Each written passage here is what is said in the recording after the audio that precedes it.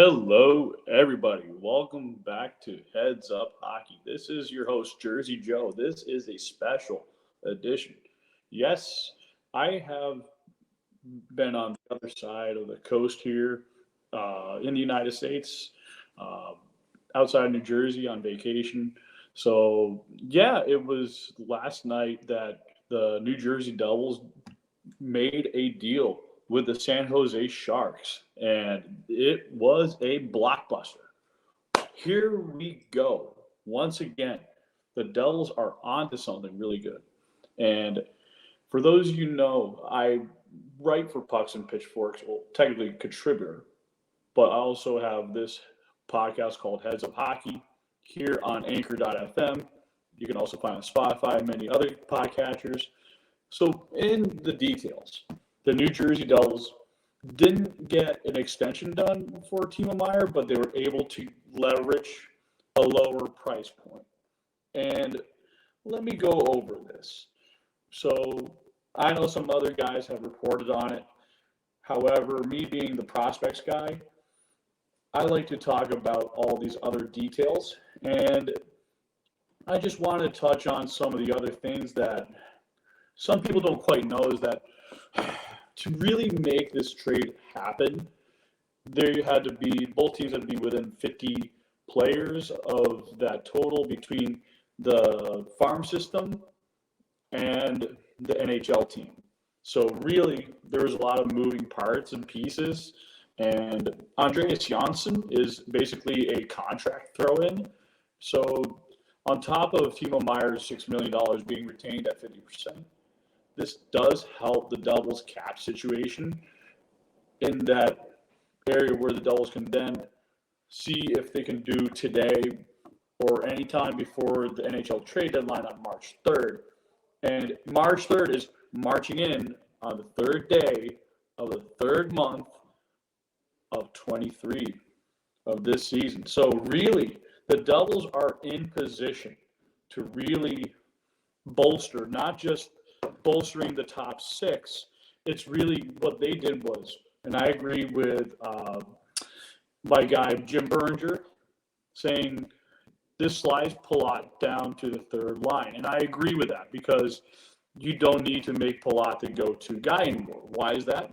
If you look at the top right corner or whatever angle you're looking at, Timo Meier, the guy I put in the layout right there, he is the most important piece in making the Devils' top six very, very lethal. So a lot of teams were able to just bounce around Bratt a little bit, bounce around Jack Hughes, bounce around Nico Hischier in defending them. But when you have a guy like Timo Meier who plays with a lot of grit, physicality, he plays the game in a more high danger scoring chance, he's going to be the kind of guy that shifts the momentum more. And when you have a guy like a Palat on the third line, he's going to go to those dirty areas too. But he's also going to make some heads-up passes, the heads-up shots on net. And really, the name of the game is to have as many X factors as you can. And the Devils have guys like Jesper Bratt who can really be dynamic shooters, and the Devils are getting more guys who can be finishers. Now, I do want to go into full detail about who was sent in return. And so let's see here. So the Devils did send, like I already mentioned, Andreas Janssen.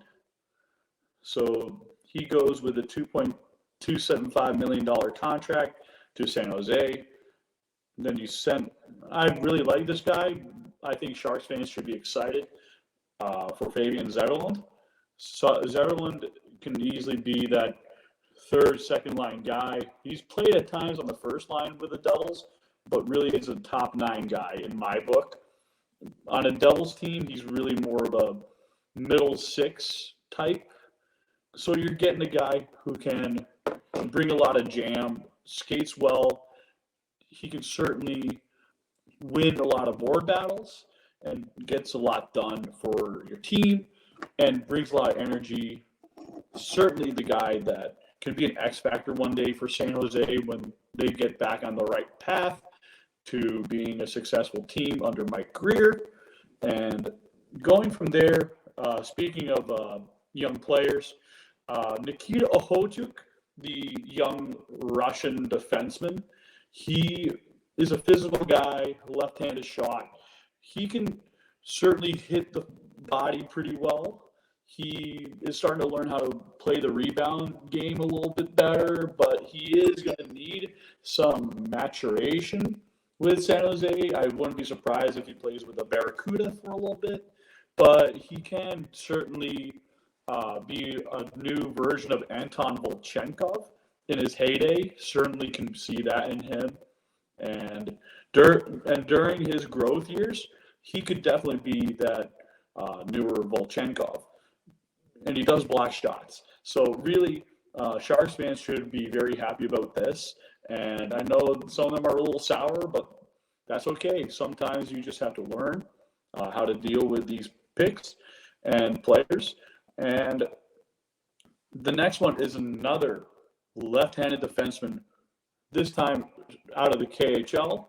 His name is Shakir Muhammadulin.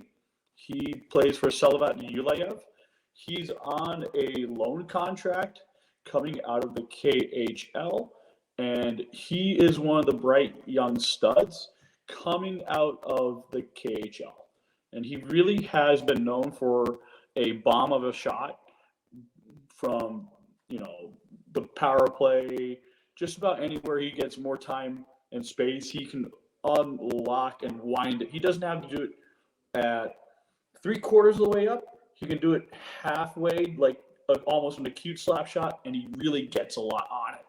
So he's basically like a poor man's Chara, if not someone more like a Paul Martin, who can really get that shot off fast and put it on net for a lot of rebounds. So if you're a young San Jose Sharks team, you're going to be getting a guy who's going to put pucks on net, helps your team create traffic down low, and certainly cash in on the mid and high danger chances for tip-ins and goals that you want to win. And he does have some flaws in his defensive game when he has to go back and scramble. So really, he does have a really good reach, but he does need to back check a little bit better, be careful with his pinches. But he has improved a massive amount in the KHL. The year before, he was like break even and plus minus. And I remember like a few weeks back, he was like a plus 11. So really, he's on the right side of the bell curve. So developmentally, when he gets to the Barracuda or plays in San Jose, it won't be too long before he starts to assimilate to playing with the San Jose Sharks. And I think when it comes to rookie camp, the Sharks fans will realize what they truly have in a late round pick. So, conditionals. 2023 first round conditional pick. And then you have a 24 second round pick, conditional, and then 2024 seventh round pick. That's not a conditional. So the first condition, if the pick is a top 2 selection, which I highly doubt, New Jersey will instead transfer their own 2024 first round pick. So I see it being a 2023 first. The second condition goes, if New Jersey Devils make the 2023 Eastern Conference Final and Meier plays in 50% of the games, I see that happening because Timo is going to play in more than 50% of those games. He's going to play in every single one of those games possible. So I see that condition being met. Or the New Jersey Devils make the 2024 Eastern Conference Final, the pick becomes a New Jersey Devils 2024 first. So it is very, very possible that that second condition can also occur. It just becomes harder to achieve. So let alone the fact that the Devils and the Rangers are likely going to play each other, or if the Devils overtake the Hurricanes and the Hurricanes play the Rangers.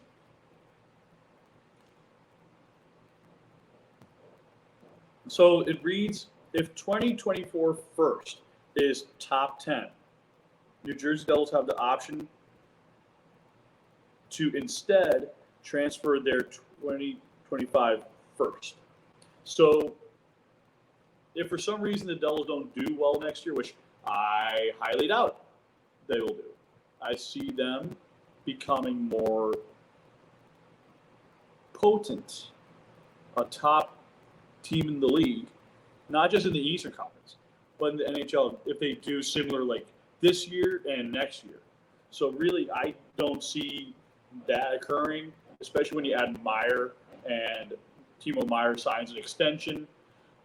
That is going to be a wicked, awesome thing for the Devils to have. And whoever they add in the offseason or extend brings a lot of certainty and predictability for the Devils front office to see who they can provide for Lindy Ruff or whoever takes over for Ruff, which I think is going to be Andrew Burnett. So basically, it says, should the New Jersey Devils transfer their 2023 first to their 2024 first, as it is top two protected, and they make the conference final in 2024, San Jose will receive their 2025 first. So the sum of money involved in this exchange is over $3,025,000. So that's a gain in change of $725,000. So the Devils basically they gave San Jose that amount of money. Now the sum of money that the Devils gained was $725,000. Why is that? Because Scott Harrington, who's been up and down with the San Jose Sharks and the Barracuda, and he was previously with the Columbus Blue Jackets, he's supposed to be more of like a depth defenseman, but who knows, he could break into something important on a roll. So he's only at $150,000. So he's a defenseman, and the Devils needed that extra presence. Timo Meier right there. Only $3 million, like I stated, because of the 50% reduction by the Sharks. So yeah, don't mind some of the sound. So the Devils get a couple pieces from the ECHL and the AHL, and Zachary Imond, Sentry Hataka, and Timur Ibragimov. So on top of this, they don't pay anything for that. And there's a 2024 fifth-round pick from Colorado via the San Jose Sharks. So this is a win for the New Jersey Devils in my book. Why is this? First off, the Devils only had to deal away two guys that were prospects in Muhammadulin and Ohotuk. And they weren't going to make this team anyways.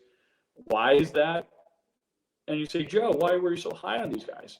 Well, sometimes you just got to have guys who are going to jump in down the road. It's good to have predictability instead of uncertainty, and it's good to have internal competition. But now the depth chart changes. So guys like Topias Vilen from Liga is one of our late bloomers who's doing really good in the late part of the draft. For the Devils, you have Seamus Casey, you have Charlie Leddy, You already have Simone Nemec and Luke Hughes, who's already going to make the team by next year. And I do see these two top tier guys making the team. And if one of Severson or Graves go, at least you have a guy like uh, Nemec and Hughes around, and then you have a guy like Tobias Vilen around to fill in the spot, and you can extend Ryan Graves. So really, you give yourself a lot of internal options instead of too many external options where you have to overpay. So with that being mentioned, uh, I really like Zetterlund a lot, but however, he became a little bit more expendable when he was becoming more streaky, but he was playing better than Miles Wood. But when, you know, you do get a guy performing at a higher level, scoring a little bit more frequently, and he's a young, cheap contract, teams are going to request that player. So really, the Devils, to me, they win this trade. Now, what does Timo Meier do for the New Jersey Devils? Uh, like I mentioned before, he's a power forward, big body, gritty. He can go wherever you need him to go and make your top six lines a lot much more of a pain to play against. And this is going to make teams in the Eastern Conference and Western Conference more aware and wary of what the New Jersey Devils can provide. Because not only do you have to play against Timo Meier now, you have to deal with Jesper Bratt. You're going to have to deal with Jack Hughes, Nico Hischier. Now Igor Sharangovich has a chance to play with another great player. So, and you have Palat. And the Devils back end, you have John Marino, Dougie Hamilton, just to name a few who can just like throw pucks on net, seize the puck, and play physical. So guys like Wood and Bastion, they're all going to go up the ice. They're going to run you down. They're going to just wear you out, just like they did with the Flyers. I know the Flyers are a totally run-down team who are a few years behind, but it doesn't matter. You play till the final buzzer. And I still think the Devils have one more good move to really do this. And right now, since it's really Timo time, the Devils have a couple players from Switzerland already. Jonas Siegenthaler, you have Nico Hischier, you already have Akira Schmid in net, and you now have Timo Meier, who's someone I've been pushing for. And I watched the IHF summer games, and when I saw Meier with Nico, I was like, holy shnikes, this guy performs very well with Nico. And the way they play is like having, you gotta get a little weird, but it's like having two Swiss trains arrive at the same time from two similar train stations, and they all go fast and efficient on time, like a real Swiss watch, like a Philippe Patek or something like that. And really, it's all about being in sync with this team and really synchronization. And the Devils really do correlate. And I can definitely see a guy like Dawson Mercer becoming a 60-point player or maybe a 75-point player down the road. And he's certainly going to be that that Patrice Bergeron with a Newfoundland twist. And really, I am high on these guys because the Devils know that when they add these prospects over time, they're really good at asset management. And I mention this a whole lot. I stress it a lot because in order to build a winner, you have to learn from losing. You need to draft good. You need to develop good. You need to promote well. And you got to move the ever so slight pieces to the right partner that are going to give you the right asset or assets back. And this way, the Devils are no longer in a rebuild. They're in their first year of contention, first of many, many years. So I may sound like a homer, but hear me out. If the Devils do get like a Luke Shen or some other defenseman that can provide a bottom six pairing, I can see that happening. I can see possibly a bottom six guy like, well, he's not bottom six, but theoretically he can help round you out. So Barbashev's off the board. I can see Max Domi, even though he said he wants to stay in Chicago. He wants to stay in Chicago, but I really see things shaking up within the final dire minutes of this trade deadline, and I can't just stop praising what Tom Fitzgerald's doing. And this does tell the other teams in the Eastern Conference, look, the Islanders sent off the first shot, getting Bo Horvat.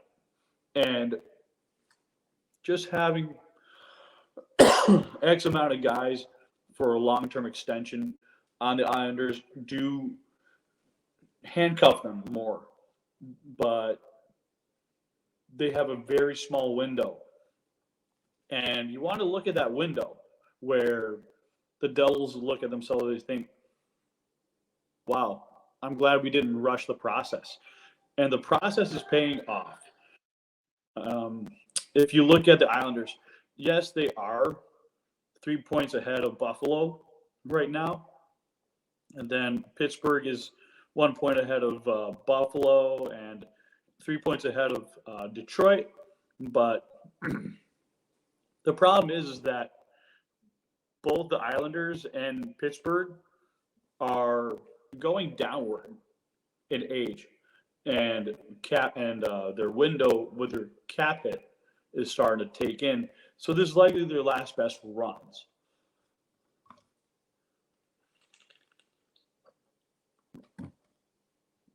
So really, I could see more teams that are outside of this picture. So anyone below Washington, like Ottawa, Philly, Montreal, the Columbus Blue Jackets, and then let me see. So Calgary's 5 points out, is 4 points out on Seattle, and Nashville is 6 points out on Seattle in the last wild card spot. I'm starting to feel that there are going to be some more moves coming on, and anything else that happens with the Devils, I'll cover that.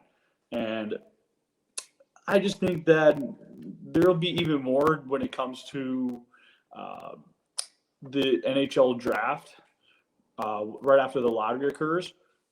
And so with that being mentioned, I do feel really good about what's going on with this team. And I'm very excited to see how the Devils make it a very interesting season so far. And let's enjoy the ride. And for those of you are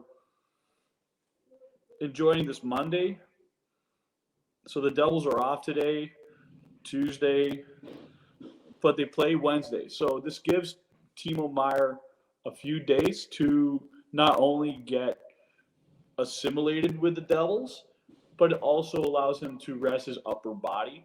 And he did say before with my buddy Trey Matthews on the Locked On Devils podcast that he is day to day. So this is a good sign.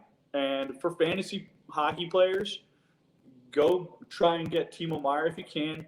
But I think the trade deadline for us is passed. But I will say this. It's going to be a really fun playoffs.